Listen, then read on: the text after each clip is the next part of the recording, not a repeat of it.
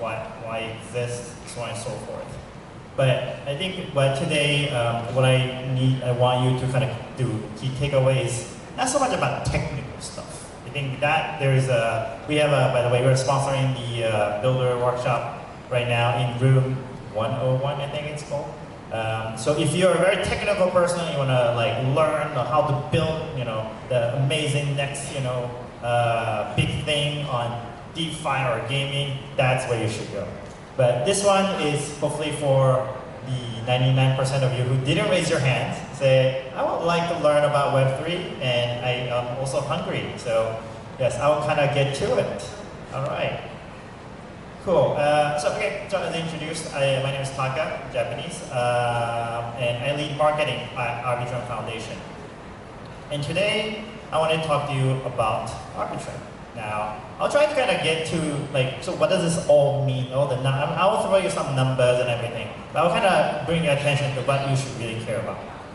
So first today, why are we talking about Arbitrum today? Well, because where Arbitrum is. It has accomplished significant growth milestones since its mainnet launch in August 2021. And then in it's about 3 years time, because we just had our, in less than 3 years, Arbitrum has emerged to be an undisputed Web3 leader for scaling solutions. So you see that here, right? I'm not gonna go all into every single thing of them, but the part that you want to point at is total value locked compared to other layer 2 solutions. We're number 1, 2.5 times the second biggest project. Okay, and it consists. If you're into checking out these volume on a daily basis like myself, you go to DeFi Llama and you can check. It consistently ranks in the top 5 chains. Right. So yes. We are the biggest in terms of scaling solutions, and then there are all these things that you can look at. But all these numbers are great. I think everybody else will also present their numbers, right? To kind of say we're big, we're the biggest. But let's just take a step back, right? To try to understand why Arbitrum exists, right? So back in 2015, when Ethereum launched, the technology was super powerful, and there was one challenge. The design was not yet built to scale for mainstream adoption. So the question to be resolved was how to make Ethereum accessible to developers so that they can build for the level of the scalability and affordability. And that's where Arbitrum came in. And you can find on YouTube, the first mention about Arbitrum at Princeton by Ed Felton, who is actually one of the 3 co-founders of Off-Chain Labs that created Arbitrum. And this lecture happened even before Ethereum was developed. So you can it dates back all the way down to, people knew about this particular issue, and Arbitrum was conceptualized to solve this. Right. Now turning the clock back, now we have Arbitrum, the largest scaling solution out there. What makes it so unique? Again, I don't want to complicate too much, right? But it is, I think you'll hear a lot, layer 2 blockchain. But what the hell does that mean? So the name suggests it's a blockchain that sits on top of another blockchain, in this case, Ethereum. And it takes a lot of computation off-chain, leaving Ethereum lean and efficient, while Arbitrum still derives its security from the Ethereum. Okay? And then it uses what we call interactive fraud-proofing protocol interval. I know it's a little bit getting technical, but what it does is that because it assumes that things are correct, but allows everyone to go and check engage with the fraud proof to check the validity of these transactions. So that's what makes the Arbitrum the scalable blockchain, the scaling small solution for blockchain with the best technology of Ethereum that's also flexible. Now, sorry, this is a little bit very text-heavy slide. The one I want to bring to your attention, sorry, I'm going to use my cursor, is Arbitrum has a suite of the Ethereum scaling solutions, right, with each kind of strength, right? And then the one I want to call to your attention is really the last row down there, or typical use cases, right? Because if you're a developer or you're in charge of a company that has tons of developers, or you're thinking about the next business model, you have to choose the chain that works for you and your users the best. Right? So I'm not going to go so much into details, right? I just want to introduce these three. And if you're especially interested in the customizability of the orbit, please join us in the afternoon, because we're technically talking about it right now, and we're going to be talking about how to build on it today, this afternoon. Okay, so Arbitrum 1 is designed, the one on the left, right? Designed for general use, given the scalability and cost effectiveness, right? While running Ethereum compatible smart contracts. So this is great for decentralized finance and NFT projects. Nova, on the other hand, is for those who want to build, who need a higher transaction throughput, and yet don't really require the full decentralization that rollups use. Right? So who is it good for? It's good for gaming, right? Or social, because you have to do a lot of the volume. Now the key difference between these two are that Arbitrum 1 provides Ethereum's complete trustlessness using rollups, and Nova is useful in situations that affordability and performance are required. And as I said, Orbit is all about the customizability. Okay. What else should you know? Stylus. So this is what we call EVM Plus. So long story short, again, taking out the technical jargons, right? It's an upgrade that is currently in the testnets that will allow you to, it's introducing new virtual machine that runs alongside EVM.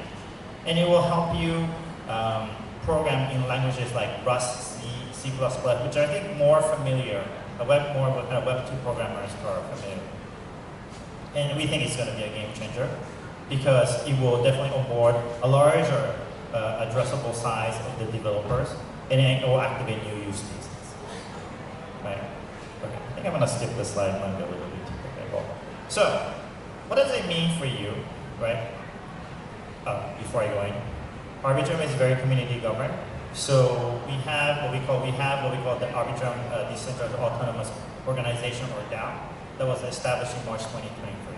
And then more than 100 proposals have gone through, and then these, what we call Arbitrum Improvement Proposal, AIPs, are on tally for the token holders and delegates to vote, right? So to make things transparent, we also publish what we call transparency report, right? Web3 is all about decentralization, right? So you definitely want to build on a chain that is community driven, that puts the community interest first. You do not want to build on a chain that is governed by a single or set of centralized entities. So I have a couple slides in terms of what does this mean for you if you want to participate in the ecosystem. So one, there is an ambassador program. So what these ambassadors do is that they can represent Arbitrum in your local community. You will lead virtual, in-person meetups. You're going to be creating your own content, grow your personal networks, and so forth. And we already have a growing network. I need to update the numbers, but right now it says 156 ambassadors across 32 countries. Started with a lot of university students who are really passionate about the Arbitrum, but right now we're really expanding. The other one, who are more you are more a developer, or you have like a really passionate about like some business model that you want to build on the Arbitrum. There is a grants program, right? If you're a developer or early stage team, you can get to get the support to build impactful dApps. Now, you might think, oh, it's money, right? Yes, it has the financial support element to it, but we like to go beyond just the financial, right? Because I think when you're building a business, you need not only just about money, you need support, you need technical support, you need marketing support, you need to know how to market a product, right?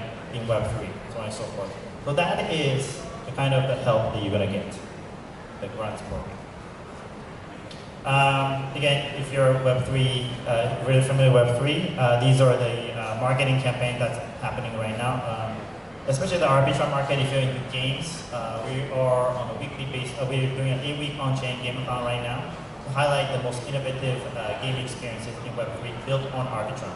So if you want to Google it, you can find, and then actually check out some of the user-generated contents that have been built by our advocates. if there is any slide that you might want to take a picture, this is it. Sorry, I wish it was a QR code, but not as Web3 as we should be. But yeah, this, if you want to learn more about it, again, we are in the room 101, giving really hands-on workshop on Stylus and Orbit. But if you want to find more like general first, these are the ones for you. Another one. Obviously, you know, I can't be here every month, every year to give this kind of presentation update. But you know, the way for us to connect and hear from you and have your voice heard, follow us on the, you know, what's previously known as Twitter or X.com, right? Follow us. We just hit 1 million followers. A big milestone for us. It's growing. So follow us. We do a lot of AMAs, Ask Me Anything workshops where you actually users and developers come and ask us questions, so on and so forth. We do a lot of product updates there. So this is definitely a good place for you to also find out more about it. The workshop I was just talking about. So this is the agenda. So we already kind of we are there. We're kind of finishing Orbit presentation. We got lunch sponsored by Arbitrum. So please, if you're hungry also, that's the place to go. And then we're going to be talking about Stylus. Right? So if you're really keen to learn more about it, please come to the room. That's it. Thank you very much.